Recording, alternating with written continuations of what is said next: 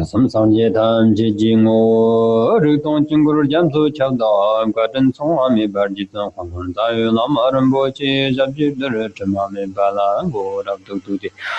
Kibijam Zarno Jazum Show, Shinji Labram Zad, Zole. Congo Jarno Diamond, Gathern the Mindom Rajan, Tawitan, the city. To get the magnetic on details and Jacon Jabba, Don Bamakaro, Poteron, Doloyan, Torjon. Hojin Soliba made on board the Jerusalem and Gobo, Sando Hoji, Yudon Tombaro. Paman Johnny Doloyan, Zorojon, Chisel on the Chikir Company, Osirion Solonki, on the Kinum Chicken Bottom. Kimchin Chuji Jarbola, Son Sala, May Sangin Chera, Yola Shara, and the Zon numbers on Kitchen Family. Jerim Tillit and the Benjamin Lamy Javla for one day, very long generation, Compolonia Pobiti General, Moto Chimber Gentleman. And the Dabanzayala for one day, Jimmy Charter on the other Lawan, Pandola Basum, you and then go for you can enjoy Rinpoche. Dimjo Horton Lamaro for one day, only general thing is in constant, Jawar to Jijan, Lemon, and Jimmy Pandola for one day, won't get to one horse in yellow. Only general thing is in constant, Jawar to Jijan, Lemon, and Jimmy Pandola for one day, won't get to one horse in yellow. Only general thing is in constant, Jawar to Jijan, Lemon. Jimmy Pandola for one day, won't get to one horse in yellow. The Sunday Candonia, Garden Sunday Canyon, the Major of Dawson Doyle, Natula, Jerry, Nankadon, Messenger, on the Pandilana, on the Bazo. Sunday Gomon, Bodhicitta Series, the Tambuchukons of Sunny, Bonia Salon, Yo, and the Samba Shantum, so the Chibat on Jellicon, Samba. 为度化天下无边无际的有情众生，速得无上正等正圆满佛果，请大家发广大殊胜的菩提心，以及方便广大密诸神同机，并其如理如法的谛听。 Please listen to the teaching by cultivating the two aspects of supreme motivation, the vast intention of the Mahayana Bodhicitta, and the vast method of the sacred mantra Vajrayana, so as able to lead all sentient beings as limitless as space to the state of the unsurpassed Buddhahood. 那我们今天呢就继续讲前行的这个课程前行的引导文呢，我们现在前面的为前行讲完，内前行呢也是最后，基本上是最后一个了，就是上师相应法的部分。上师相应法的部分里面也是我们讲到这里就是讲这个最后的这个部分传承上师门的这个历史的部分了。所以呢，今天我们就继续讲从上师题材的里面继续讲下去。So today we'll be continuing on the Longchen Ning preliminary teaching. And regarding the preliminary teaching, we have currently finished the outer preliminary teaching. Now on the last topic, or the last section of the inner preliminary teaching, which is Guru Yoga. And within the Guru Yoga teaching, we are currently on the last section, in which we have talked about the lineage history of the lineage gurus, lineage masters. So today we'll be continuing from the last time where we stopped. 我们讲传承的时候呢，我们上次讲了佛陀心传，然后持名表示传、众生耳传里面呢，前两个部分就是持名那个佛陀心传跟持名表示传两个的传承基本上讲完了。今天呢就是继续讲这个众生耳传的部分是怎么样传下来的这样。And in terms of the lineage, previously we have talked about regarding the lineages, three types: the mind lineage of the conqueror, the symbol lineage of the Vidyadharas, and the hearing lineage of the ordinary beings. So we have already finished the first two, the mind lineage and the symbol lineage, and today we'll be continue on the hearing lineage of the ordinary beings. 那我们要讲这个众生耳传的这个部分的话呢，是我们必须要从这个佛法从印度传到藏地的这个整个过程，要其实简单的要了解一下，我们才会知道怎么传下来的所以呢，我们上次呢是讲到这个在藏地的这个传承藏地的传承里面呢，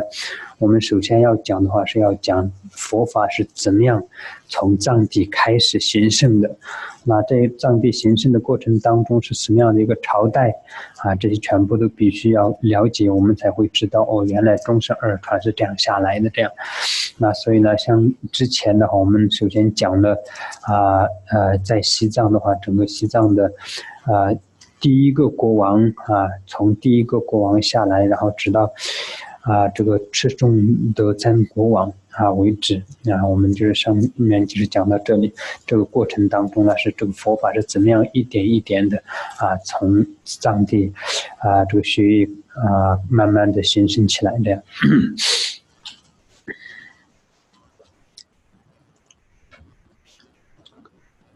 So we begin to talk about the hearing lineage. We need to first talk about how the Buddha Dharma have propagated or have been transmitted from India to Tibet. And this is something that we need to have a brief understanding in order to understand the lineage. So last time previously, we have talked about how the Buddha Dharma was passed or propagated to Tibet. And thereby, we first talked about how Buddhism began how to first appear in Tibet and which dynasty it was in the Tibetan history that the Buddha Dharma began. So that way, we can understand how the lineage has been passed down. So first, we have mentioned how during Tibet, starting from the first king to the reign of the king Chizong Dechen, and how the Buddha Dharma, little by little, how it began to spread and finally began to widely propagate, widely taught in the Tibetan nation. Teni jarab rangana phagban jahor ji chirbar jaro chitung de tan chong de gonglo chiksum lom bi che yap sha juden ji war de nam tara hal gong dong ha zong le hal khwa la so pi lom bo nam dong du ne ma chak par go ne yir kham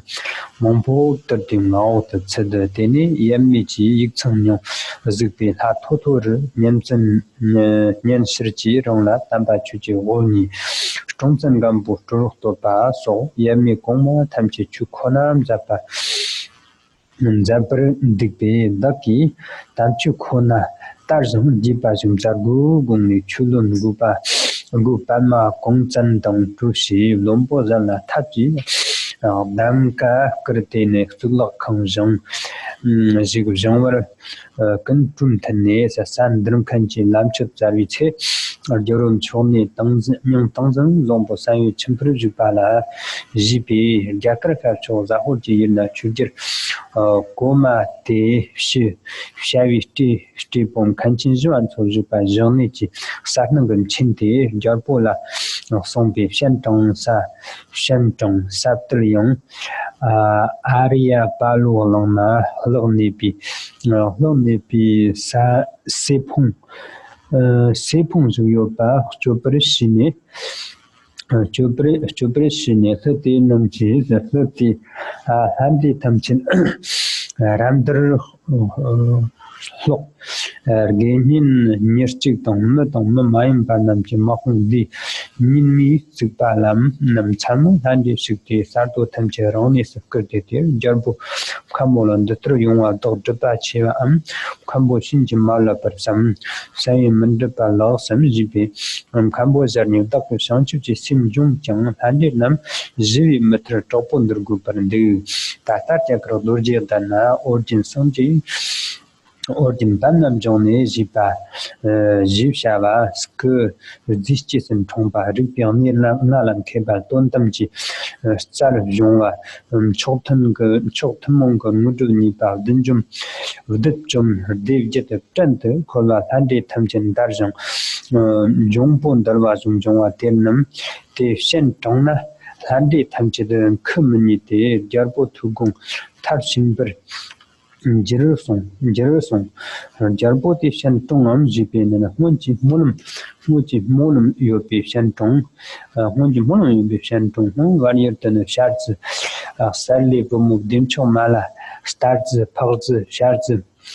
秋子ji shupi vujir jirdi chutim sharon kasur jonde monum tapi lorji nam sonten rat zir or lorji dunjum chum satya tamba shiva hwanji sangenam sivshi teri sivji patare kene jakar labzong te namche thon wir to sula kanga saz shinji l'opération gupi jiwa philve jarji jiti ram jin shone rat lamt tamma chingni chongma chingni ge nyer chila sopa wotil hande tamje tamla tawni tawmar te pemna sula kang ka sandr te sanyu hunji tu sula kang stsum dans longchan yaksha sta ornima dans dava sur munchiti courageux kanbo dans zone bamala mutasum jiram ne meton lasum de ton sur tenjum stomachon os stomachon os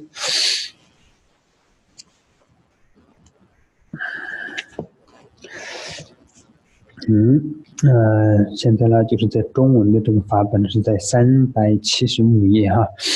好，这说又过了5个朝代，圣者文殊菩萨的化身国王智颂德瞻诞生。智颂德瞻诞生，13岁时父王去世，17岁之间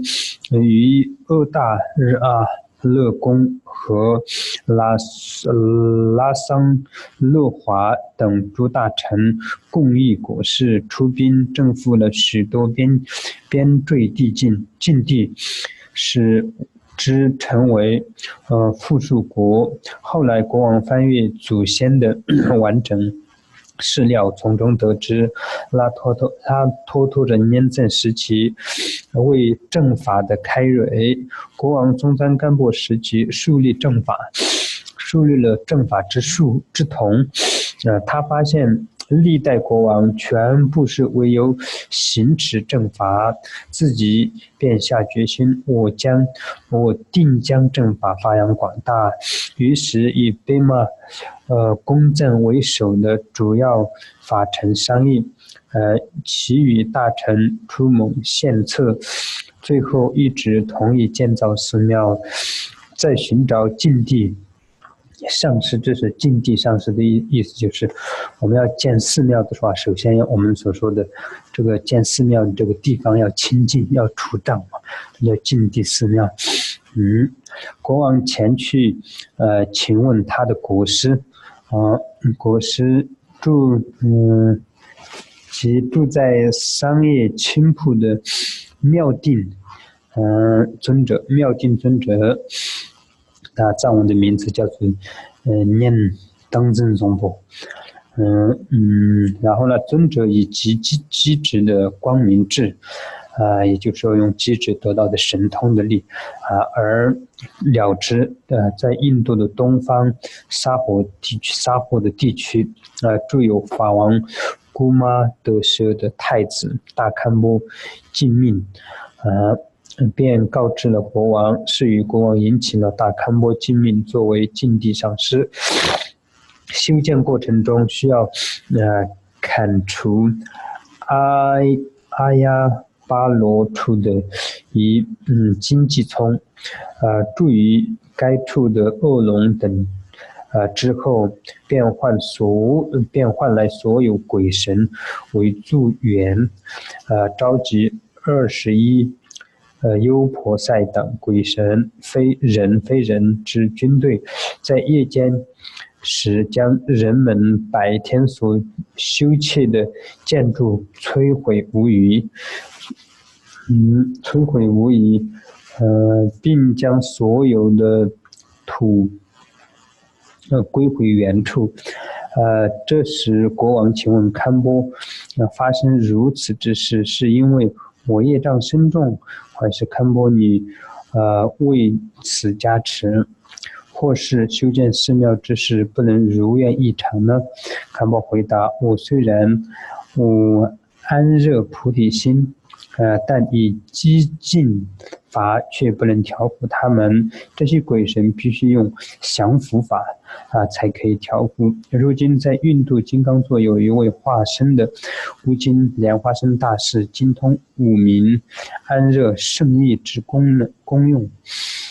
已获得了共同殊胜成就，可摧毁魔众，任意吩咐天龙八部，所以鬼神听风丧胆，能调一切恶魔。若请他来，则所有鬼神不会再来为非作歹，变回圆满。成功大王所想之事。国王说：“这位大师，不知能否引请到藏地？”堪波敬命说：“必定引请到藏地。因为我们往昔的誓愿，从前在尼泊尔境内有养鸡者，撒来之女，圣勒姆，分别与木马，然后就是养猪、养鸡、养狗的4个人合生下4个儿子，也就是即莲师，然后就萨瓦约国王尽命。在建造夏荣喀所佛塔时，发愿将来在藏地弘扬佛法时，向国降宣讲了过程。于是国王便领哇彻月金刚降魔金刚欠释迦光吉祥狮子等各带一藏身金粉依虎金饰前往印度。他们拜见阿舍利莲师后，献上贡品，请求到务必请大师前往藏地的加持寺庙。加持寺庙莲师允许后便启程前往。途中亦赐降服了12地母，12库母，21优婆塞等藏地的所有鬼神，来到红岩举行寺庙净地仪式之后，建造了3层山野自成是4州的4大洲，8小洲，罗刹洲、日月铁围山围绕，然后堪波敬命阿舍利莲师、大智者、毗玛拉米达3大师为该寺开光，洒了3次鲜花，出现了许多瑞相，并发现了许多神变。以前这个念一下啊。English is on page 342. After 5 more generations, King Chesongdetsen, an emanation of noble Manjushri, was born. When he was 13 years old, his father died. First, he subjugated a large number of countries by force of arms, taking his counsel from ministers such as Namtar Nugom and Lazam Lope. Then, at the age of 17, consulting his ancestors' archives, he became aware that the Dharma had first come to Tibet during the reign of Latotori Nenten, and had been firmly established by Somzang Gampo. Discovering how single-mindedly his forebears had worked for the Dharma, he felt that he too should concern himself wholly with spreading the doctrine. Consulting his Minister of Religious Affairs, Golpema Gunzen, he skillfully requested the other ministers' opinion so that they all agreed to the construction of a temple. Looking for a priest to pacify the ground, that's because back in the day, in order to construct a temple, the ground needs to be pacified or purified. They consulted Nyang Tenzin Zampo, the teachers most venerated by the king, who resided in Samye Chimpu. By insight gained in meditation, Tenzin Zampo knew that in Zahor in eastern India lived a great abbot called Santaraskista, son of the religious king Gomadevya. He imparted this information to the king, and the abbot was invited to Tibet. Santaraskita was then tried to consecrate a temple site, but a Naga who lived in a place called Aryapalo knew that the thicket in which he lived was going to be cut down, called all the spirits to his aid. The 21 Genin, accompanied by humans and non-humans, gathered together in an army, and by night the spirit destroyed whatever had been built by men during the day, putting all the earth and stones back where they had come from. The king then went to the abbot and asked for an explanation. Is it because my obscurations are too dense, or have you not blessed the site? Must my plan remain unrealized? I have mastered Bodhicitta, the abbot replied, but the gods and demons cannot be subdued by the peaceful methods. Only wrathful methods will work. At this moment, there is in Bodhikaya in India, a teacher known as the Lotus-born of Odiyana. He came into the world in a miraculous way. He had mastered the fine science and harnessed the power of the Absolute. He had attained both the common and supreme accomplishments. He crushes demons and binds the 8 classes of spirits in servitude. He makes all gods and demons tremble and subjugates the elemental spirits. If you invite him here, no spirits will be able to resist him, and all your wishes will be realized. Will it not be impossible to invite someone like that? Asked the king. No, replied the abbot. It will be possible because of prayers that were made in the past. Long ago in Nepal, a woman called Samvari, daughter of a Salik, the chicken farmer, had 4 sons from union with a horse breeder, a swineherd, a poultry man, and a dog breeder. And he told him the story of how the stupa of Jarvankosho had been built and the prayers that were made at that time. The king sent bought treasure, Dunjum, Jim Sam Sakya Prabha, and Shubu Pagi Sangye to India, each of them carrying a measure of gold dust and a gold nut of eternity. They explained to the master that he was needed in Tibet to bless the site of a temple. The master promised to come. He set off, stopping along the way to bind the 12 Tenma, the 12 protectresses, the 21 Genin, and all the gods and spirits of Tibet to firm oath. Finally, he arrived at Trukmar to pacify the site. The spontaneous arising temple of Samye was built. It had a 3-story central building,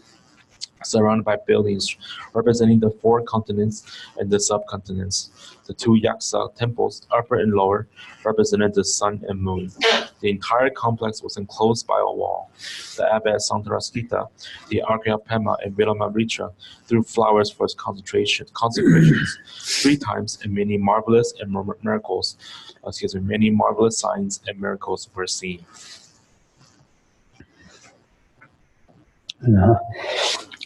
所以在这里呢，我们看一下这个历史的时候，就是，佛法在藏地是从，藏王他偷偷着念赞，他偷偷着念赞的时候呢，就是正法的开瑞，那个时候是真正的佛法，在开始在藏地，要开始弘扬的时候。 然后从他偷偷的念赞之后，过了几个王朝之后，就是到了这个国王松赞干布国王。松赞干布国王大家都知道，是在藏地的国王里面是个非常非常有名的国王。然后呢，其实也是非常伟大的一个国王，他是观音菩萨的化身。就是松赞干布国王。那在松赞干布国王之前呢，藏地是没有自己的文字的，所以在 松赞干布国王的时期，他就是藏地自己有了自己的文字，然后呢，就是在藏地的话，正式的就是开始了这个佛法，然后呢，到了赤松多赞国王的时候，就是刚刚他这里他在13岁的时候，他的父王就过世了。 然后呢，他在13岁到17岁之间，这个之间的话就，他没有做任何的对佛法的事情，只是在就是跟他的大臣们一起，就做一些国政的事情。但是呢，到他17岁的时候，他阅读了一些他的祖先的这些历史的时候，他发现其实藏地的所有的国王，其他的国王都是把这个整个国家的这个国策或是事业全部是 focus 在佛法上面比如说是中赞干波国王的时候，他制了一个国制，就是10不善这个就是国家的制度就是每一个人都要这个是不能做这个10恶业我们就说身的3种，然后呢语的4种，然后意的3种就是这样所以等等的就是完全是在用一个佛法的基础上来维持这个国家这样，所以他就下定决心说，在我的时候我一定要就是更加的将这些祖先他们所立下来的这些怎么说制度我要把它弘扬起来他就下了这样的决心。然后下决心之后呢，就这个赤中德宗国王他就是跟他下面的大臣说，如果我们要将这个佛法在藏地形成弘扬起来的话，必须要有一个寺庙没有一个寺庙的话就是不行。所以呢，他就是第一个在藏地建的这个寺庙，就是桑耶寺所以这里讲的这个过程就是这样。所以在这个建了桑耶寺这个之后之前的话，就是还没有什么说真正的就印度的很多的这个高僧大德啦、班智达来藏地弘扬佛法还没有这么多的，所以建了这个桑耶寺之后，然后呢就是引起了这个当然莲花生大师啦，为了这个建这个寺庙，引起了这个班智达就是净命论师，大家都知道是一个很有名的这个中观的一个论师，也是在印度很有名的一个班智达然后呢引起了那个莲花生大师，我们所谓称为第2佛陀，也是在印度也是非常就是了不起的一位大德。然后就是比玛拉米达比玛米达也是在印度也是非常非常具有声望的、具有成就的这样的一个大德，这些才陆陆续续引请到藏地，然后开始这个弘扬佛法，然后呢继续把这个密宗的内密的这些佛法翻译成藏文就是大量的翻译，之前也有，但是这个之后才是大量的翻译这样所以这个就是赤中德宗国王所开始做的这个事情。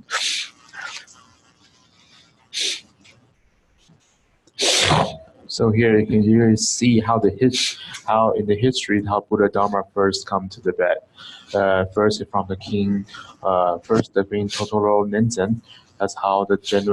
where the time when genuine Buddha Dharma first began to pass into Tibet.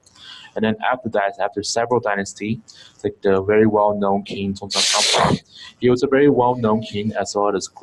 really a great king who really during his reign had really made Tibet very prosperous. So he was also the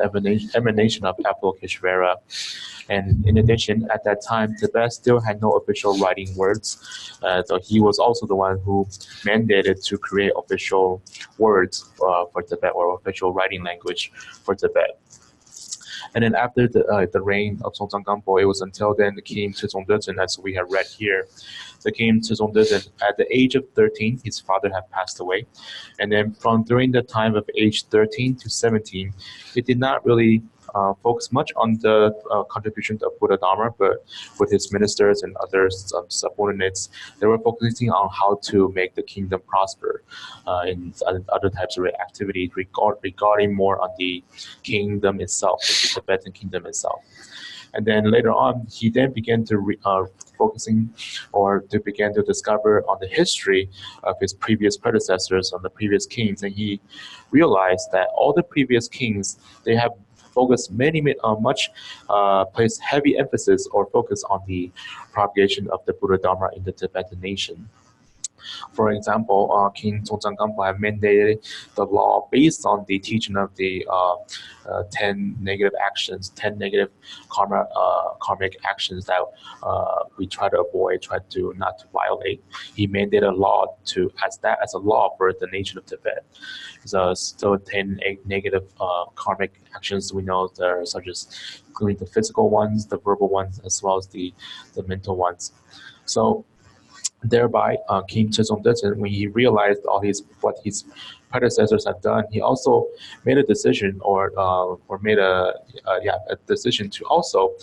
put himself in the effort to propagate the Buddha Dharma. So thereby, he and his ministers have discussed that in order to really truly propagate Buddha Dharma more effectively, they need a construction of a temple. So that's how the Samyen temple was built. And ever since this, because before this temple was built, there was not large scale of propagation of Buddha Dharma from the great masters and Panditas from India. Ever since the Samyen temple was constructed, and that wave of massive teaching began to propagate from India to Tibet. So thereby, for the construction of the temple, the king had invited the great Guru Rinpoche, as we all know, and also the great abbot Santaras Kita, who was a very well-regarded master of in India. He was also a really well-accomplished master on the Madhyamika teaching. And also, of course, Guru Rinpoche, who we regard as the second Buddha, who was also very well known as a great, accomplished, great accomplished master in India. And also including the Lama Mitra, who was also, again, another very well-accomplished master that was well-known in India. So they were all invited to Tibet by the king to propagate the teaching of the Buddha Dharma. In particular, it was at that time where the translation of the tantric teaching, the inner tantric teaching has been massively translated from Indian language to Tibetan. It was also at that time where it began to massively translate it. 所以在这里，我们真正的把佛法在这个藏地弘扬出来的，我们要说谁是恩德最大的呢？是应该说，如果是在国王里面的话，当然就是最出名的就是3个国王，就是他偷偷的念赞，这是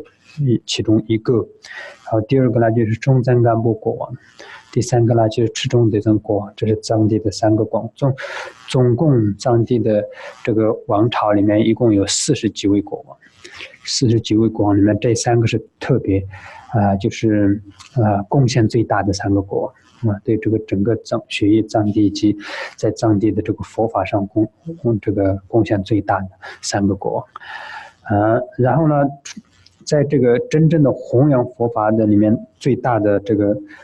恩德是谁呢？是莲花生大师。如果是没有莲花生大师降服在这些藏地的这些魔啊、鬼啊、神啊这些的话，在藏地也没有办法有这样形胜的佛法教法在这里弘扬不管是我们这个密宗的法也好，显宗的法也好，所有的佛法在藏地没有办法这样形成的因为有很多的鬼神魔来障碍所以呢就后续的这些部分根本不可能有的。因为我们在藏地所谓的前印教法就是宁玛巴，宁玛巴的前印教法就是整个在藏地把佛法来到藏地的时候，整个就是铺路的，这就是宁玛派这是前印的教法。然后后印的教法就是我们所说的萨玛巴，就是新印的教法。新印教法里面就是包括了我们所谓的噶举派呀、萨迦派呀、格鲁派呀、觉农派呀，这些都是新印的教法，这些是后期的所以呢，如果是前印的教法没有这个莲花生大师这样的一个大德出来开这个路，然后呢就降服这些一切魔的话，后面这些全部都不会发生的所以呢，整个学业藏地对佛教来说，我们就是最大的恩德是谁？就是莲花生大师莲花生大师就是对我们的这个佛教界是在学业的佛教界是恩德最大的这样。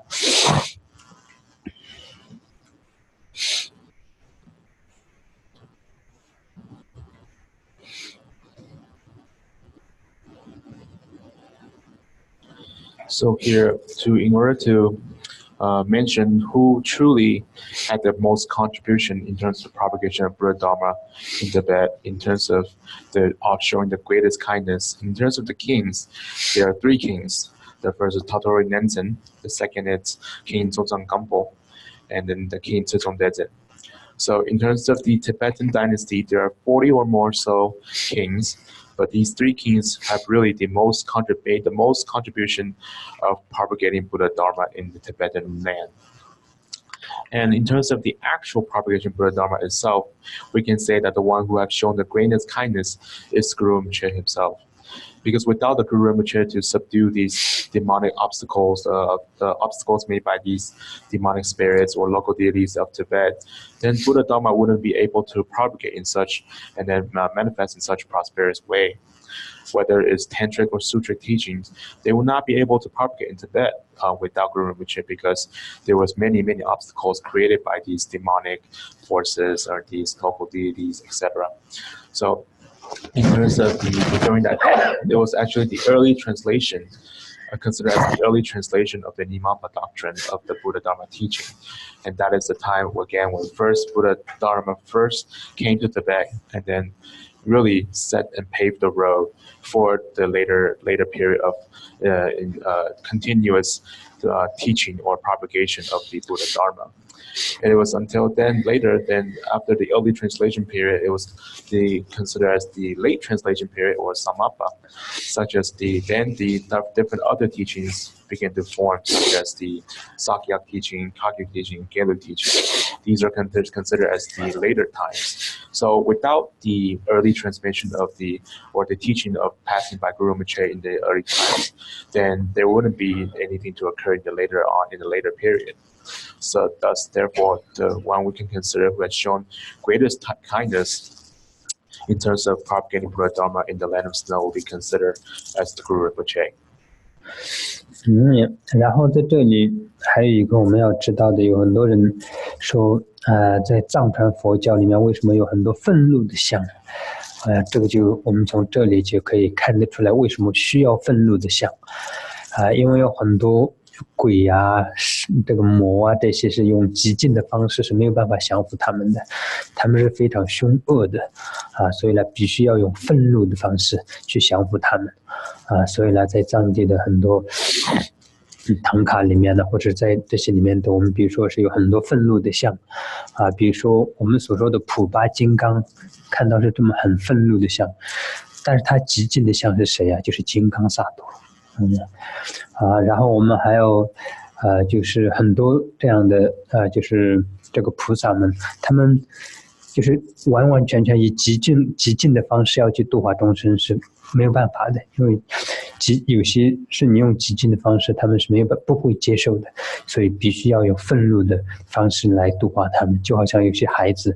你跟他沟通讲理这样是没有办法的，你必须要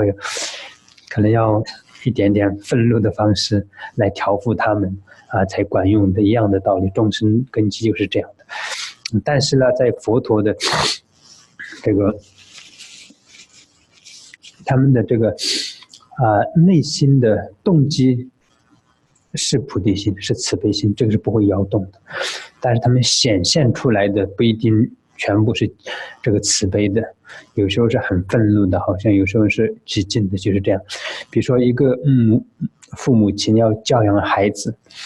他可能显现上有些时候是很凶的，会打孩子，会骂孩子，但是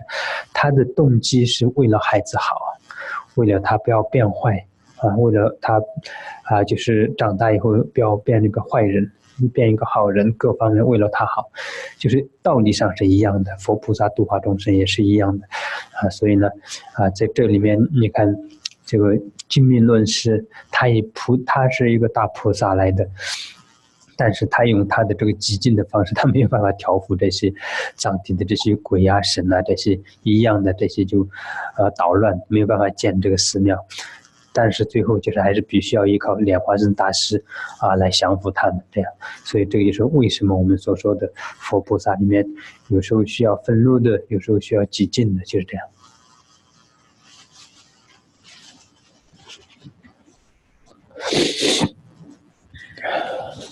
Also, here we need to have a clear understanding. We can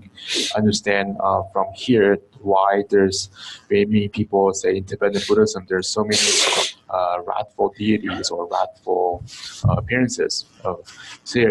here we can see the reason, because these demonic spirits or these spirits or demons, they cannot be pacified or subdued in a peaceful method. In order to pacify them, we need to engage in some wrathful methods to subdue them. So thereby, in many of the tankas, we can always see many different types of deities. So here, for example, the Vajrakalaya is one in a wrathful deity who appear in a really wrathful, angry manifestation. But then the peaceful manifestation of Vajrakalaya is actually Vajrasattva. So therefore, sometimes it's really inefficient to subdue these demonic obstacles using peaceful methods. That thereby, thus the wrathful methods must be applied. It's just that, for example, sometimes some children, they cannot really be tamed in a really quiet and peaceful way. If you speak to them in a really nice way, they wouldn't listen. So thereby, sometimes you just have to use a little bit anger or a little bit more of a wrathful approach to make them listen, to make them to behave properly. So this is kind of the same logic. So in terms of the Buddha, the motivation of the Buddhas is always bodhicitta. That will never change. But then how they manifest is really that varies. It's really something that varies sometimes. The way they manifest may not always be in terms of a loving, caring way. Sometimes they may manifest in a really wrathful or very strong approach, such as sometimes a mother, she may become angry at her children because it is in order to straighten the children out, so that the children will not go stray away and will become a good person when they grow up. So this is also the same logic that applies in terms of here in the Buddha Dharma. You can always also see from here that the great abbot Sentaraskita, he was someone who was a really well-accomplished Buddhist master. However, he was not able to subdue or eliminate these obstacles in a peaceful approach. Thereby, he recommended in the end to invite Guru Rinpoche, who was able to utilize the wrathful approach or wrathful method to subdue these obstacles and allow Buddha Dharma to propagate. So this is something that we need to understand as to the reason why there's peaceful and wrathful deities, or why these two approach exist. 所以我们看这个莲花生大师的唐卡里面有连18遍嘛，连18遍里面有2个就是很愤怒的，就是愤怒尊的莲师，所以这些就是为了降服这些魔众魔类的这样。但是呢，在我们这个密宗里面密续部里面有讲到，就说机位的动机是永远不变的，机位就是最原始的动机，最原始的发心永远是利他的慈悲，机位的这个发心念头是永远不变的，但是呢，当下的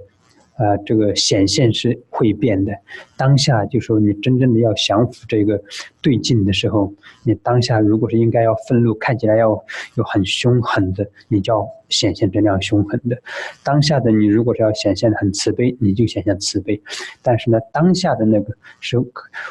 因为对境你可以变来变去的，但是呢，机位的动机是永远不变的，是利他慈悲这样。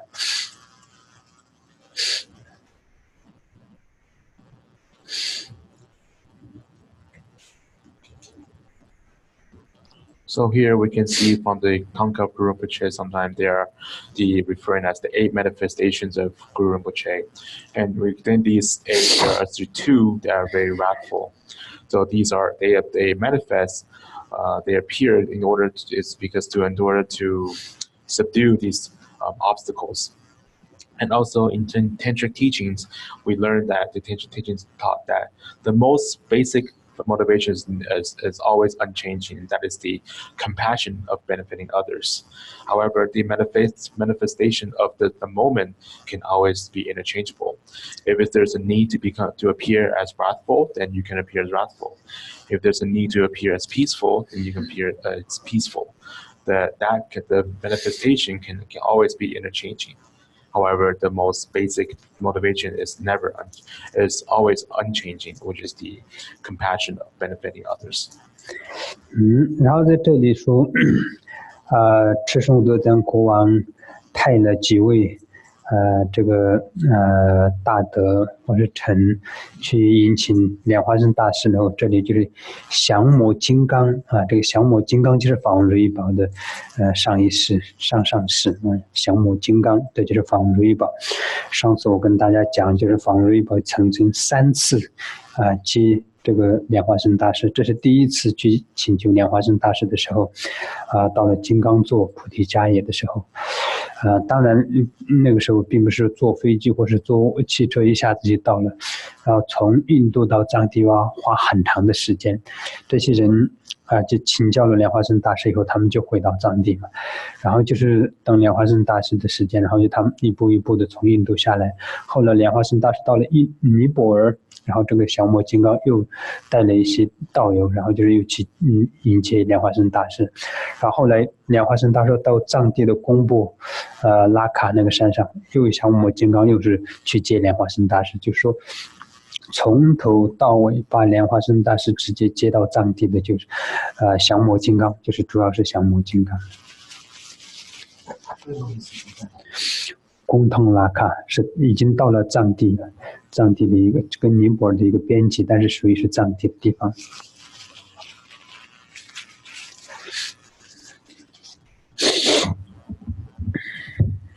So here we see from the history that the king Sejongdedens have sent some of the subordinates or some of the well-accomplished various people to go and request Guru Rinpoche to come to Tibet, and one of them is Dorje Dunjum. He is also based the previous life of His Holiness Jime Phongtsol Rinpoche. That just have mentioned to you last time that His Holiness, in his previous life of His Holiness, he had requested Guru Rinpoche 3 times to come to Tibet to propagate the teaching of Buddha Dharma. Here we are reading is the first time. And of course, at that time, to travel to India is not just by train or airplane like today. It really took a long time. It was really a journey from Tibet to India, and then to request Guru Rinpoche to come to Tibet. And so that was the first time. And the second time was Guru Rinpoche was in Nepal, that Dorje Dunjum also, along with some of his other companions, went to Guru Rinpoche again to request him to come to Tibet and then to engage in the teaching of Buddha Dharma. And then last time, the third time, also Dorje Dunjum was also among the group which when Guru Rinpoche was in the Tibetan Nepal region called Gompo Laka,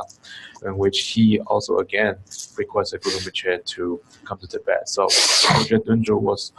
someone who was there at all 3 times for the request of Guru Rinpoche to come to Tibet and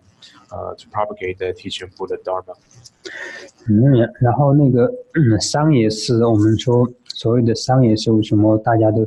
很重视，或者说加持很大去朝拜桑野寺？因为这里你们看一下，这个桑野寺就是等于说是人与非人共同建造的一个寺庙。怎么说是人与非人建造的寺庙呢？因为莲花生大师降服了这些魔鬼、非人这些之后，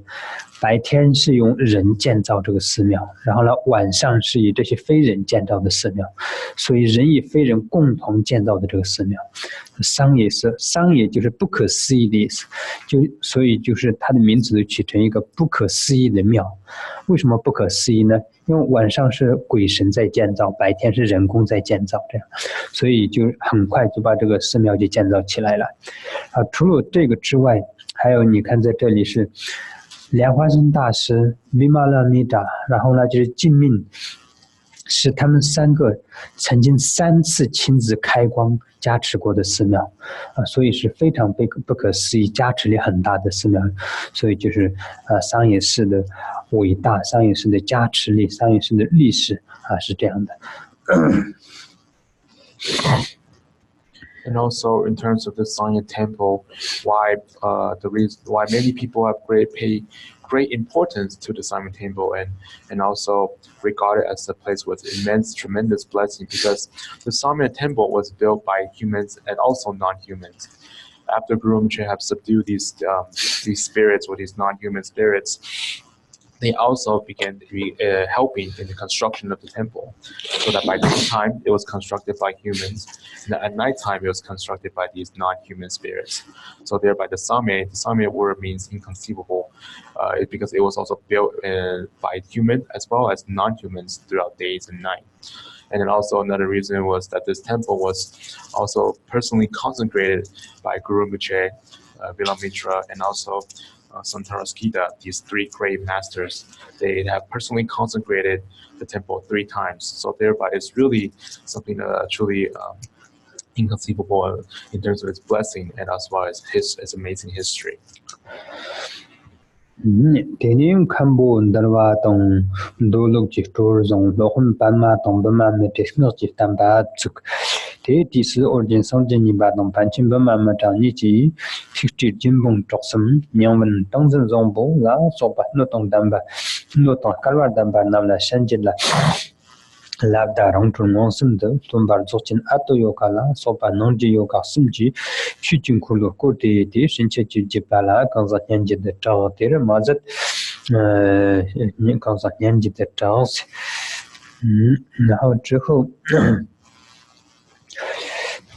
此后尽命刊播传讲戒律弘扬显宗的教法。然后呢，阿舍利莲花生莲师以及毗麻拉弥达弘扬了密法。当时乌金第2佛与大智者毗麻拉弥达2位尊者为义子君臣3友妙定禅师等具言之法器者明显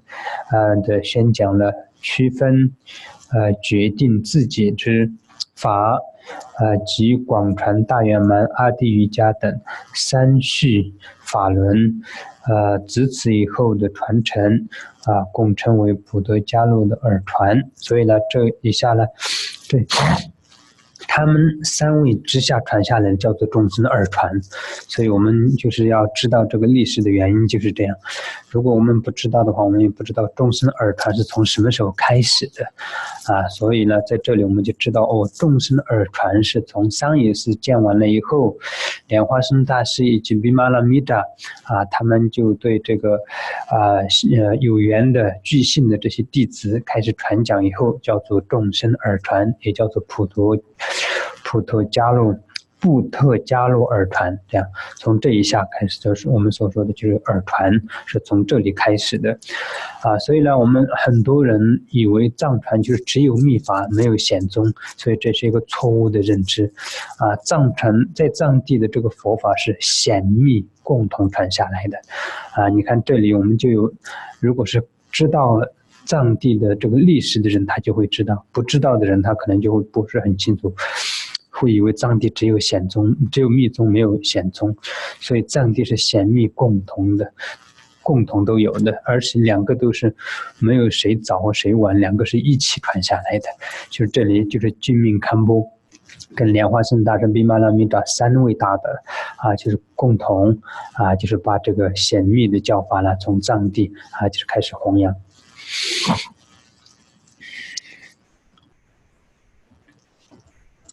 The abbot Bodhicaryavatara then taught the tradition of Vinaya and then sutras,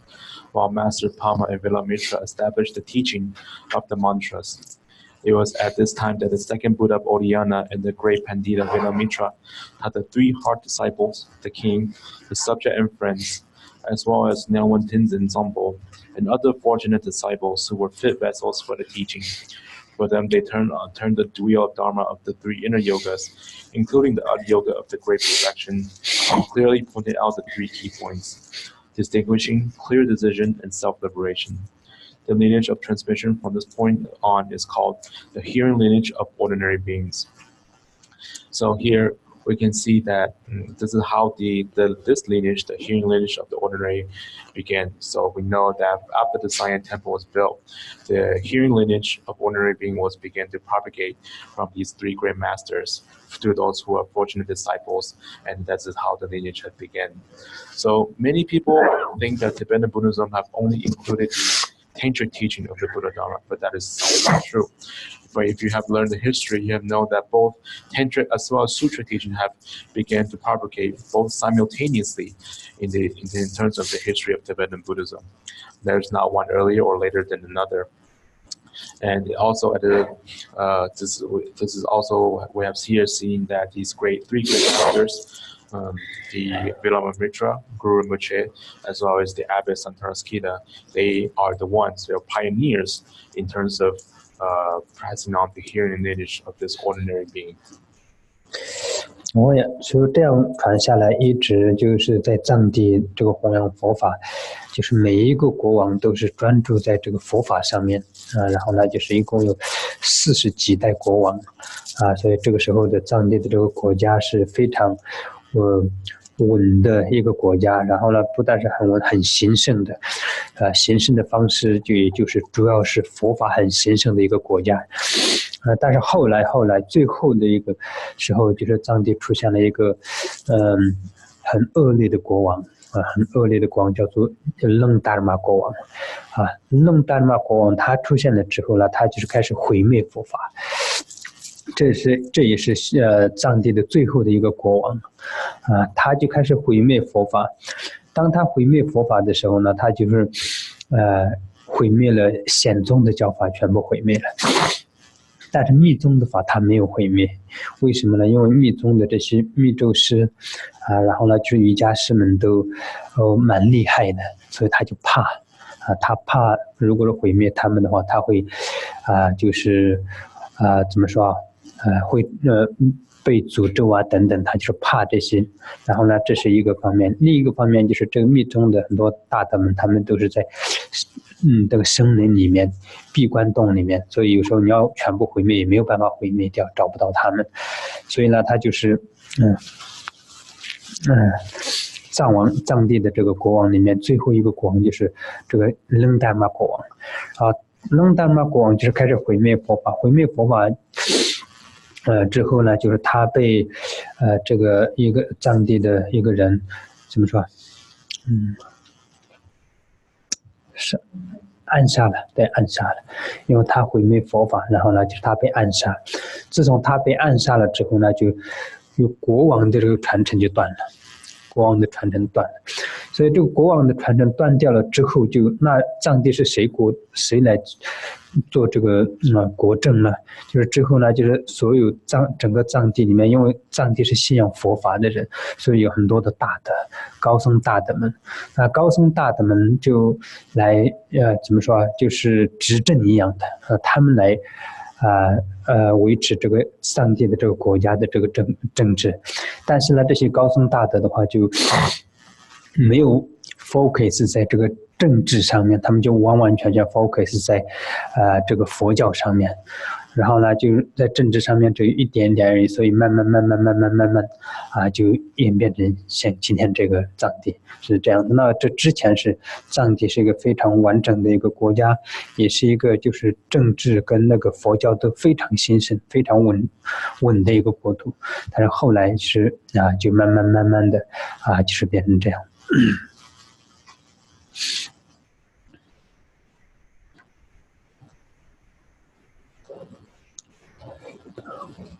And here, this is how it has begun to propagate. And ever since that, the reign, the subsequent king have always focused on pay heavily emphasis on the propagation of Buddha Dharma. And after 40 or so of the kings that reigned, the Tibet was actually a very stable and very prosperous kingdom. in terms of the prosperity, it really focused on the prosperity of the Buddha Dharma. And then finally, at the end, there was this evil king called Lama. When the king began to appear in the when he took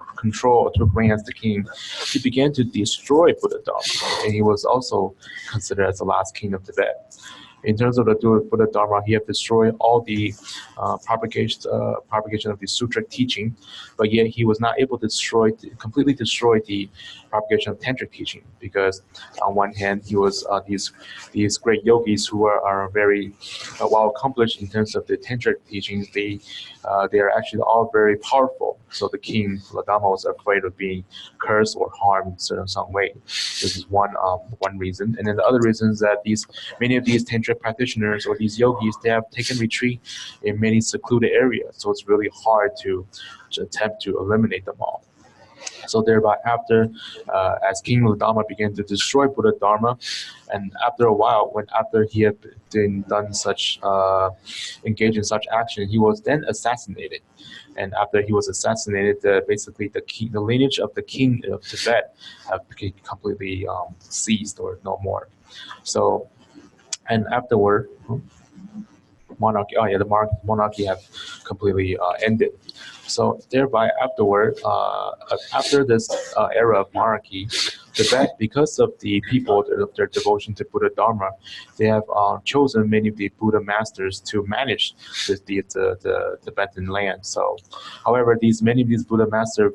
pay more emphasis on the teaching of the Buddha Dharma, but really not so much in terms of the politic. So thereby, as the time goes on, then the Tibetan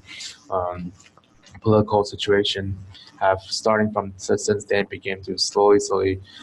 transform and then unto the current state today. So, but then during the time of the kings and monarchs, it was actually a very stable kingdom in terms of politics as well as the Buddha Dharma teachings. 从那个楞达玛国王之后的话，藏地的高僧大德里面有一个叫做帕莫智巴，然后呢就萨迦称真，然后呢就是达赖喇嘛这些大德们就是基本上有些执政了可能有几十年的，有些执政十几年等等这样下来的。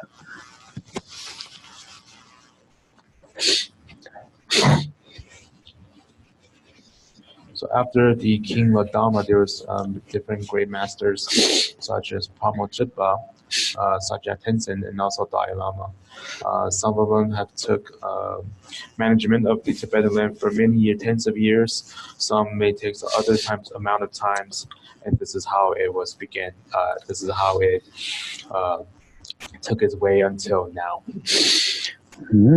Te shinche ne jiba ter mazat origin sonje ni par jimbong karwa tong dam bar nam la rong lem chu wong yi chu ka samji ma cha ba ji ga no te khwerji de shoksir la ti ne khtir de ri maung jinji ko ton de molum ta ja tong che tim ja ba shi long tan ti la ba na hon ji molum la wong yi all over variation des amortis tirgosé legend kanza mompo jis zontin rotam zaparnamle jipane jipa tukdan namar gardan la soperstapa yino teater triktirton Trong ba shangwa lender rungzin jingmi langpan pagba semnin narso mus giwi shanin jitsul zone origin sanjini ba panchim bama mata kanjen honjeram jamla sopi gonda nyanjit jiparsam chik zokse longteli ta karwar dambe konsarnam la naftan bayon zoji chukung chungkur kurjong Number of soldiers who by in the Chiscat Lin Gonzal Hamayong, or Gombatan Basonjunu, G. Bataro, Tenergy Lamizarni Chong, Chernamchi, Nyams Linchon, Sora de Nina, Lai Lama, Dorjin Chong Gibson, Dongun, Doing Gombo Tenin, Tun Dotong, Mukichi, one gives up at some mime paranipper, so Sonja Dorjin Chongchimbo. It comes on me through Zonti, Simchin Jiton to Shumbaj Yinla. They don't chit so that Nangamato Jipa. 人家就把你讲那么多人强东，东方这里总的就送，搞成这你把甚至过年天把嘛到谈呢，先录就把咱们这样，特拉没把比下些毛样变呢，就把设计伢套了，但是这样也毛个把这你把人别选了就把人当们这把人就送噻。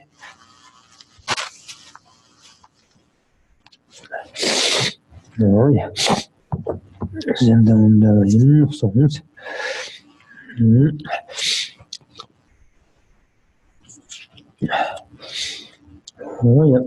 不仅如此，而且乌金第二佛还有君臣具言者传授了相应各自根基的不可思议法门，并撰写了经纸上隐藏成伏藏而发愿以饶益未来的随学者，并交付于护法神保护。后来受记时间已到之际，获得昔日愿力的大成就者之化身就是现在的大伏藏师们化身骤然降临，于是开启了神圣伏藏之门，受取了众多具言补特伽罗的饶益众生。所有的传承共称为6种传承或是9种传承等等，如是涌现了无数化身伏藏大师，其中持名无畏洲是圣者心性修习这里在这个索达吉堪布做了一个解释。心性修习是谁呢？圣者心性修习是大概是指的是金刚如来就是请熟心的读阅者并准确可靠的资料然后亲自画像为善知识的形象他从乌金第二佛大智者毗麻拉密扎无垢光尊者圆满的受持了如来密意传持名表示传补特伽罗耳传，而完美无缺的为具业缘的诸补特伽罗广传法轮并现前了圆满正等觉果位如颂云：身随现为人天相，殊胜密意为真佛。因此，我的至尊上师也说，众生护主金刚持，我的至尊上师的确是圆满正等觉的大金刚持，为饶益众生化现的为普陀伽罗的形象而降临世间，并且非是为恭敬诚信之做赞欢，是不是要赞叹的？如果你们能够修持其情，那么在我的上师与你们之间，除我之外，没有其他的传承割断。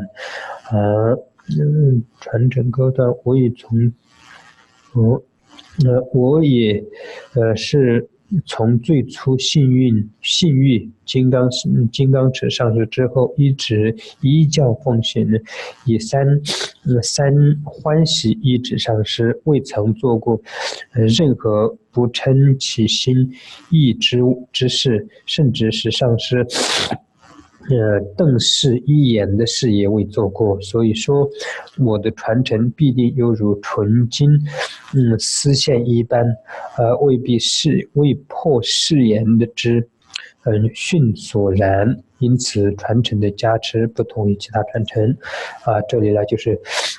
在讲这个我们的这个传承这个传承的是怎么样来的这样。所以这里也讲了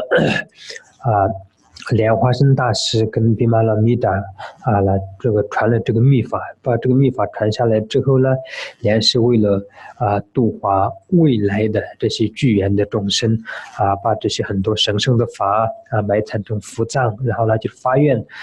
就是交付给这些伏藏大师们，将未来的众生就是机缘成熟的时候把这些佛藏呢取出来，然后呢饶益这些有情的众生，这样所以呢这样传承一直下来到这个精灭灵巴尊者无畏光无畏周就是精灭灵巴所以呢这里特别强调了就是精灭灵巴的传承是非常亲近的，它是真正的这个金刚如来以我们人的形象来度化众生的显示以善知识的形象来度化众生的，他是将佛陀心传、持名表示传、众生耳传的这个3个传承持有者所以呢，我们现在讲的这个大圆满龙情心髓这个传承是非常亲近，加持力很大这样。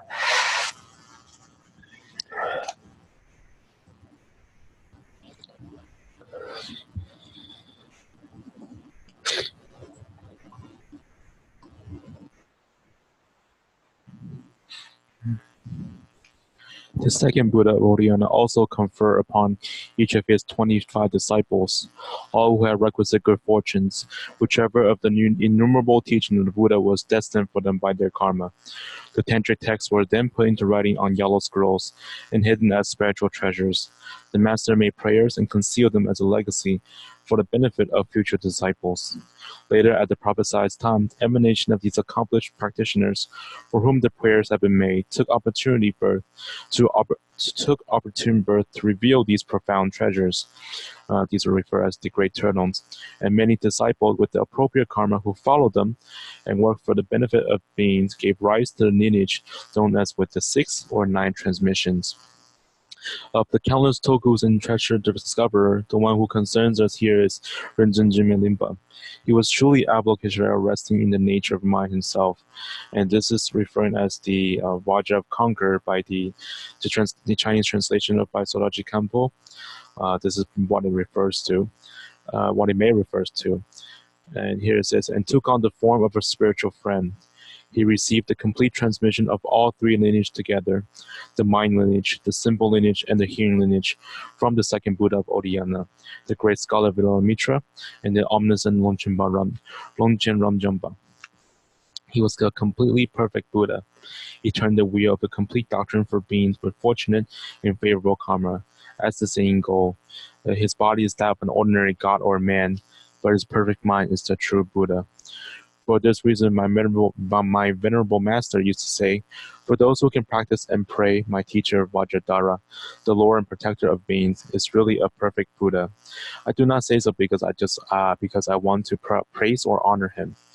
He is really the great perfect Vajradhara, come to benefit beings in ordinary human form. Between him and yourself in the lineage, there's no one but me. And as for me, ever since I first met him, I have done everything he told me. I have served him in the 3 ways, and have never done anything to displease him or even to make him frown. So we can be sure that there's been absolutely no degradation of samaya to tarnish the golden chain of this lineage. The stream of this blessing is different from that of any others. So here we talk about how the lineage began to pass in terms of the tantric teaching. It first began from the Guru Rinpoche and from Guru Rinpoche and Vilalamitra. And then, in order to benefit future sentient beings or those who will have the karmic fortune, Guru Rinpoche also concealed many of his teaching as termas, and then assigned many of his great disciples who later manifest and took the role of turtles to reveal these teachings and to benefit all these other sentient beings. And here the author pay particular attention to lineage as it comes to the great master Rinpoche Limpa. Here they emphasize how pure the lineage is as it comes to Rinpoche Limpa, because he was truly a Vajra of Conqueror himself. He was truly a Viradhara. He appeared as Vajradhara. He appeared as an ordinary human, but his mind is truly of a real authentic Buddha. and he was also someone who have received the complete 3 lineage, the mind lineage, the symbol lineage, as well as the hearing lineage. So here, this is to emphasize how immense the blessing as well as how pure the lineage is in terms of this Longchen Nyingtik preliminary teaching. In terms of the Longchen Nyingtik teaching. Jigson za te to jang jin ni da capture le lord ji don je ma chena song ching bi ka indal yimi chui chon de jire ji song ba tar jit pa khong la thu pi che wa don lord ji sha pe jin ji gi che che pi gu ba yo ba yim be na dar la mi nam chu dong je ne sha pa yin no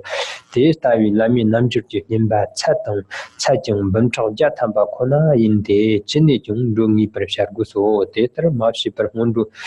chun de ta te tsam kal meche nyam pa am rumuzi chuji zap mo kakalare ne ngondo nyam se lenong me par chir zok so gomlo she pa nam ne jiti me kakalango ma chu kong che ne mar ma chu kong dok pa chang ze ba ta ro ngondo chuji ko ri nyam le la nyong po tanje zang yo me chang do ta lo wer ba chang ze che chang tan ba me pe chigmong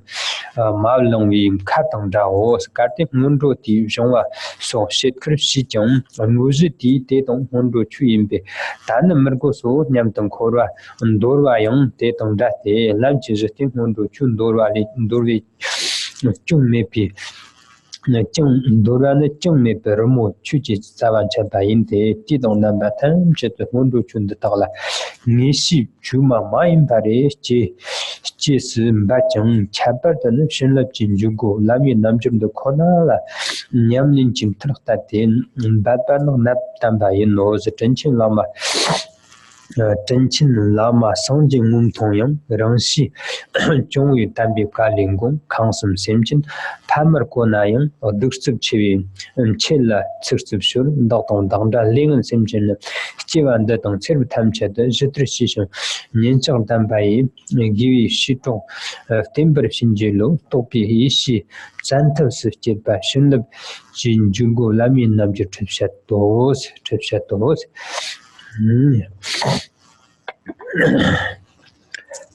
以上简要的说明了传承上师的历史，如日月呼和续云，若未宣说历史意，于此大密了义教将有不诚信之过。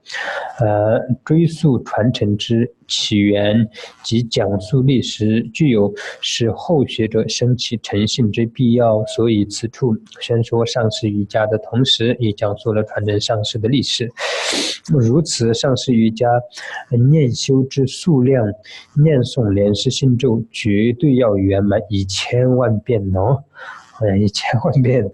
那因此应当尽力念诵，必须圆满。倘若不这样，而认为这些仅仅是前行法，不那么重要，或者是声称要修高深莫测的正行法，而无空闲修前行，表面观修生源次第等等，这些人正如世间俗语所说，牛头未熟，常其舌，床上未卵，生其足。取舍前行法的前行，无有芝麻许实意，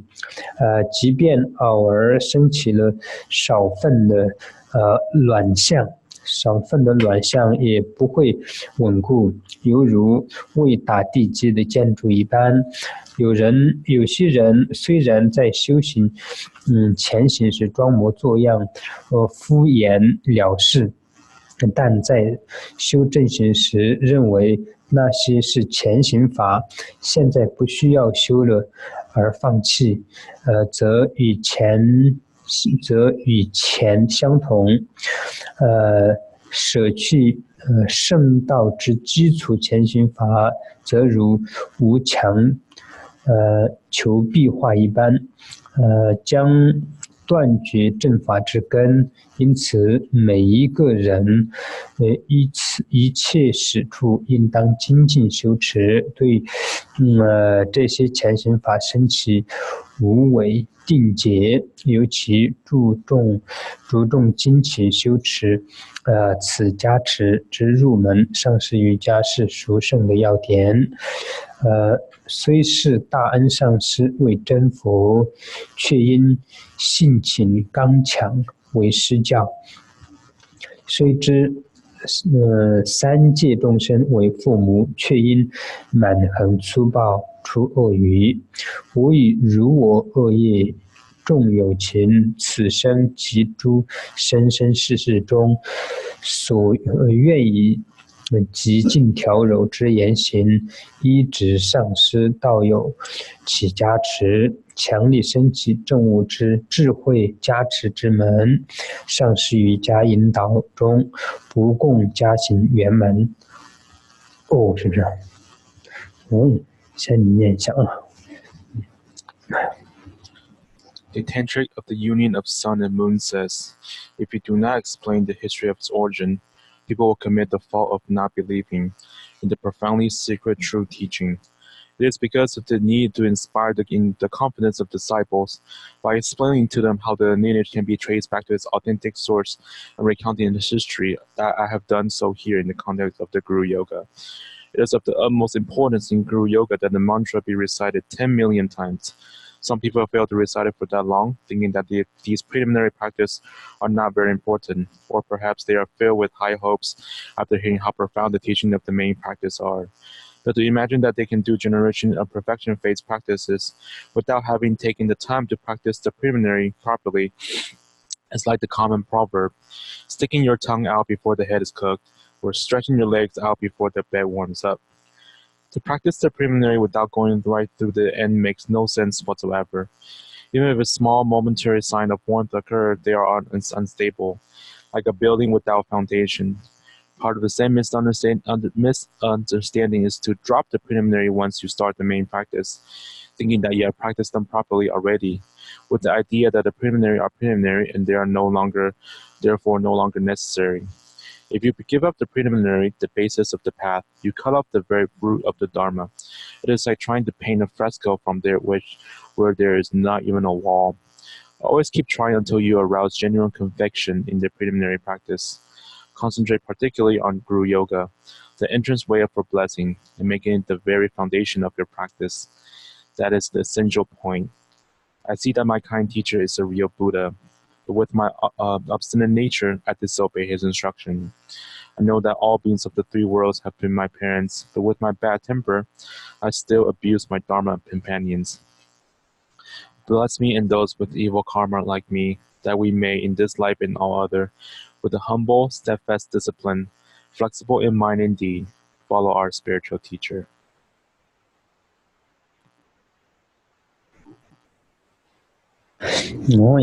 在这里呢讲了几个重点。第一个重点呢，就是我们为什么要知道历史？因为一个历史的重要性，就是因为这个历史我们不了解的话，我们心里面很难产生一个这个信任、这个信心呢。所以呢，我们当真正的理解了这个历史的来源，这个上师的传承，这些的时候，我们才会了解，就好像我们真正自己看到了一件东西，我们在相信这个是什么东西一样的。所以呢，这个历史是非常重要的。今天我们在这里讲的虽然是非常非常简短的，可以说是大概只是提了一下而已，再没有详细的讲，但是这些历史也是非常重要的。这些历史的过程可能在翻译上面，中文英文里面有多少我不知道，但是呢，藏文的这些文字里面是有记载的，所有的这个从哪一个就是国王到哪一个国王的这个历史，然后呢，就是这个佛法是什么样的时候传到什么样，翻译了什么样的经典，这些全部都是有历史的记载的。这些历史的记载我们知道的时候，我们就心里会有一个新的认知。当你有了这个新的认知的时候，你才会产生这个信心。所以呢，第一个重点呢，这里讲就是为什么要讲历史的原因就是为了你更加的就是了解你不了解没有办法产生信心，然后没有信心你没办法得到加持，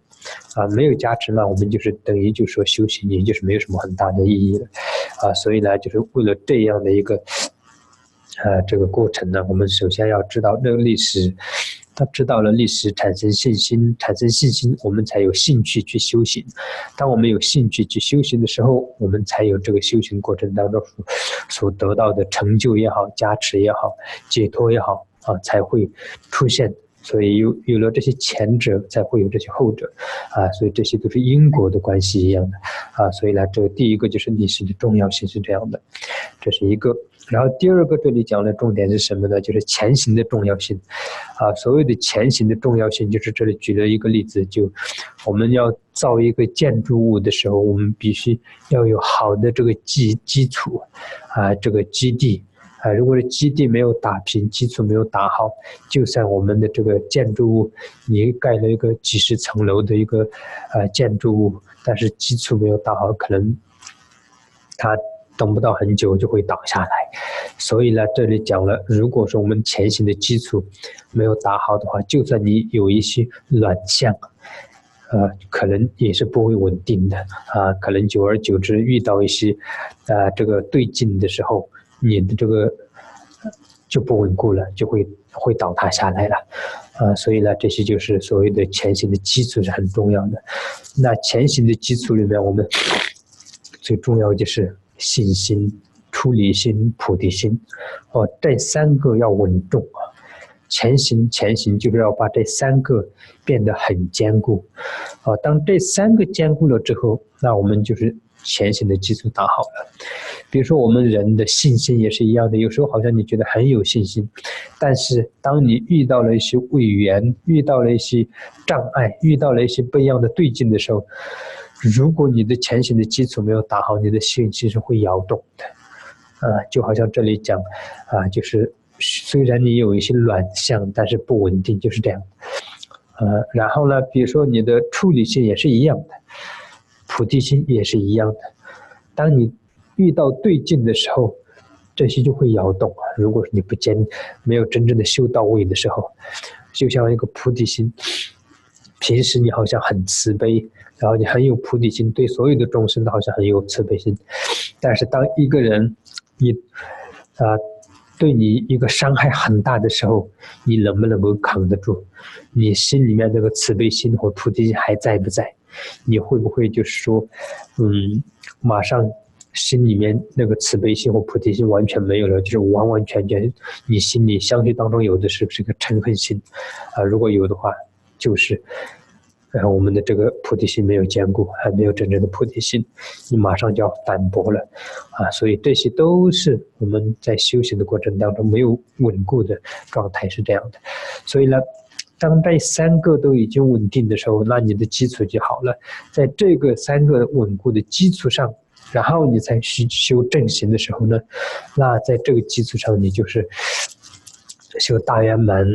这样的时候呢，这个见解，首先认知这个大圆满的见解，然后这个见解呢，在实修的过程当中，一点一点的提升这个见解就是把这个见解越来越提升，越来越广这样的时候呢，最后我们就是成佛是这样来的。所以呢，我们这个前行的这些基础是非常非常重要的。我们每一次遇到对境的时候，就要挑战自己的这个修行。每一次遇到对境的时候，对于一个修行者来说是提升他修行的一个机会；对于一个修行不到位的时候，是对他来说是一个修行的障碍所以这个是不一样的。虽然遇到的事情是一样，但是对个人来说它是不一样的。对有些人他是提升他修行的一个助缘，但是对某些人来说是对他修行的一个障碍。这就要看本人修行的这个人他的层次是什么这样的。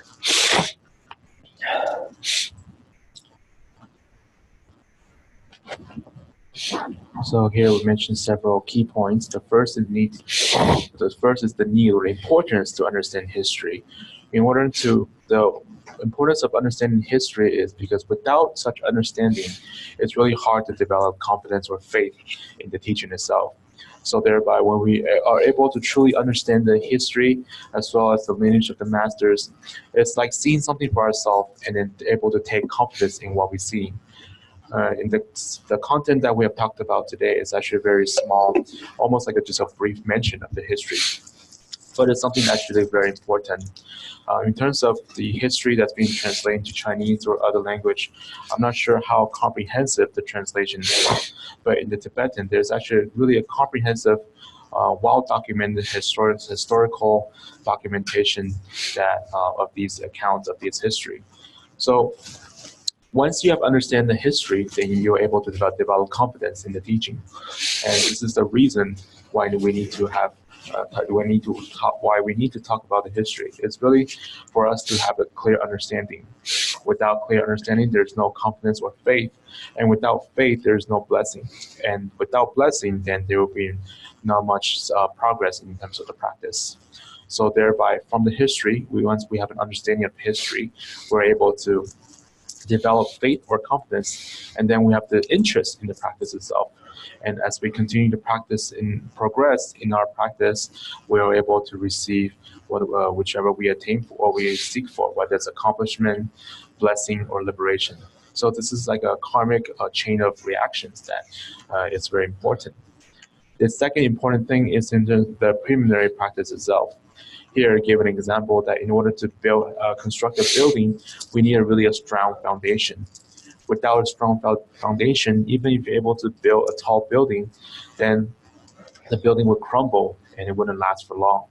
So here it says that even without a strong, proper foundation, even you have reached some momentary signs of warmth, but then that will really be subject to change, and it'll be really stable. It wouldn't be very stable, and it may crumble. So thereby, it's very important to have a strong foundation in the preliminary practice itself.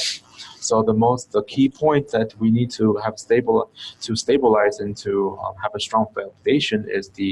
your faith, your renunciation, as well as bodhicitta. The preliminary practice is aimed to strengthen these three things. Once we're able to stabilize these three things in terms of faith, for example, sometimes we may think we have strong confidence in the teaching itself or strong faith, but whenever we encounter certain situations or issues, then that may subject to change, and that's really the moment where you can see where your practice is. The same applies for the renunciation of samsara as well as bodhicitta as well. If you encounter a situation or a certain subject or a situation and if these things change, if they are subject to change, then they are not considered stable. So that's something that you have to continue to work on. Another example is normally sometimes you may feel you have compassion towards all sentient beings, but what if sometimes you encounter someone who have really hurt you in a really drastic way? Then at that moment you need to check whether your bodhicitta or your compassion is still in your mind. If there's only anger in your mind, that's the only thing that's left, then your bodhicitta is not stable. So these are all things, the issue. When we encounter situations or issues, these are all this opportunity for us to see whether our practice have stabilized in terms of these preliminary practices. So if you're able to truly stabilize these three elements, these three things, then when you're able to engage in the actual practice itself, then to engage in practice of dzogchen, then you're able to first understand or recognize the view, and then as you continue to progress, you enhance the view itself to broaden it, and then finally attain Buddhahood. So the preliminary practice itself is something that's very important. Into something that we can take mind into every time when we encounter situations. We must face it as a challenge on ourselves in terms of our practice. For those who are, as someone would consider as for those who are established practitioners, every time they encounter situations, it's an opportunity for them to enhance their practice. For those who are not so well-developed practitioners, sometimes these situations are considered as an obstacle for them. So these are it really varies among different people, different practitioners. Sometimes it can be considered as an opportunity to enhance, to increase, or to progress. Sometimes it's an obstacle that may hindrance the practice. So it really depending on different levels of individual practitioners. 然后在这里，巴珠仁波切非常谦虚的就是这里讲了一个颂词，每一个章节完了以后，他都会有一个颂词。这里说，虽是大恩上师为真佛，却因性情刚强为师教。当然，巴珠仁波切不是这样的，但是这是在说我们后续的到这个随从者。后续的随从者就是虽然你说对上师信心也有，然后呢就是什么都有，但是呢自己的性格太刚强了，然后呢就信心太刚强了，情太刚强的之后呢，没有办法这个认同别人的批评，没有办法认同别人的这个上师的教诲然后呢就是自己一直为自己的这个想法或者就是从这个里面走不出来，所以他就excuse me 今天有点不好意思所以呢就是为师教这样，然后虽知三界有情为父母，却因这个蛮横粗暴出恶语。虽然知道就是三界有情都是自己的父母，但是呢因为自己的这个习性的关系呢，常常口头就是出恶语，然后呢就是来伤害这些众生们这样。然后我与如我恶业有情众，就是巴珠仁波切说我是这样的，但是呢我也希望就是跟我一样这样的恶情的众生呢，从此到生生世世的过程当中，愿以极尽调柔之言行，愿意就是极尽的方式可以把自己的行为然后的言语能够调柔好，然后呢就是一直上师到于其扎止，请上师呢就是加持我跟我的道友，让我的言行都变成柔和的就是不要太刚强，不要伤害众生，不要伤害他人这样。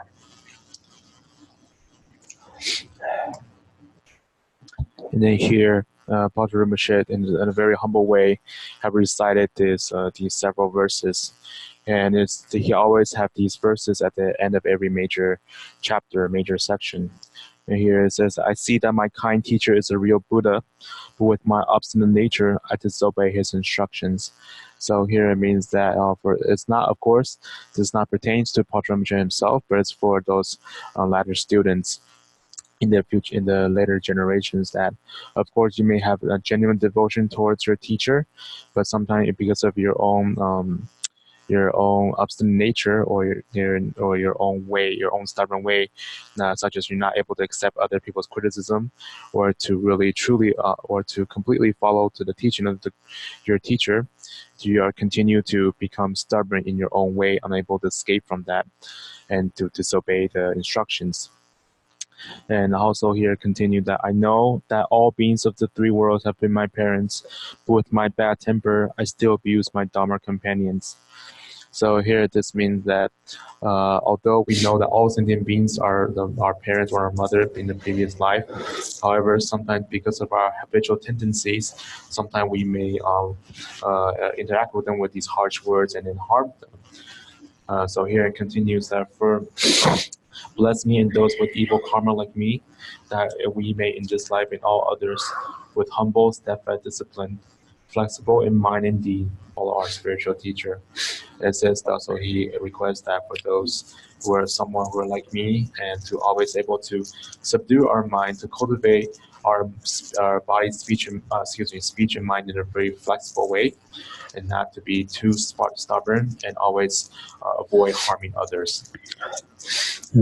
这以上呢就是上师瑜伽的修法就讲完了基本上大致上的比较重点呢，我是讲了一下，但是这里面还有很多的细节，这可能就你们自己再仔细的文思。我们这里讲过的这些，一遍再一遍的，你们要念要读，这样的时候呢，你们就会知道它后面的真正的意义是什么，这是很重要的。因为我们在这里很仔细的细节的要讲的话，时间会花太多的时间了。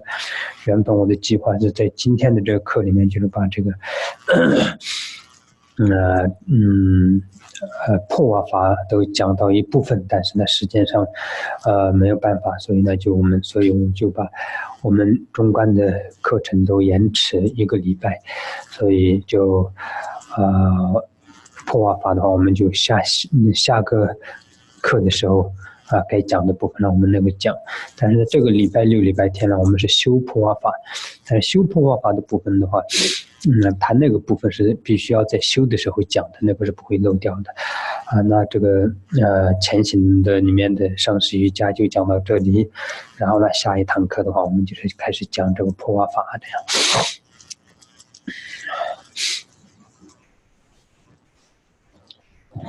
And this completes the teaching on the Guru Yoga. I have here mentioned several key points in teaching, but there are actually many details that you